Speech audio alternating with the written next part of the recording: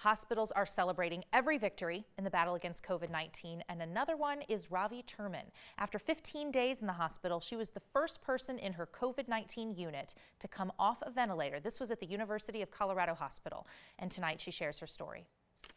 At first, the symptoms were mild. Ravi Turman wasn't concerned. It didn't really feel any different to me other than a bad cold at first. New to Colorado, she brushed off the shortness of breath, maybe just the altitude. Eventually, though, her family convinced her to go to the University of Colorado Hospital. One of the last things I remember is that they told me they were going to keep me overnight for observation. Turman got sicker quickly. UCHealth says her lungs both collapsed. She needed a ventilator to breathe, and she tested positive for COVID-19. Breathe, breathe, breathe. I kept saying it to myself, breathe.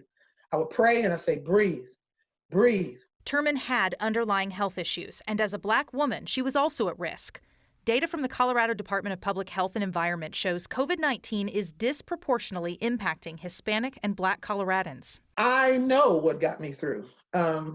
It had to be not only the faith of me, not only my faith, but the faith of those around me, that they believed that I would pull through this. After days in a coma and on a ventilator, Turman was the first patient in her COVID-19 unit to come off it.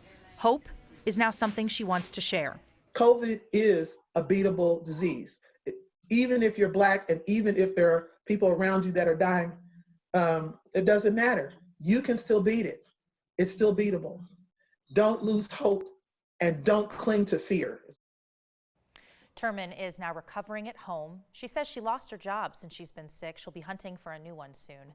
One of her first goals, though, is to donate her plasma. She says she hopes she's built up antibodies against the virus that can then help somebody else.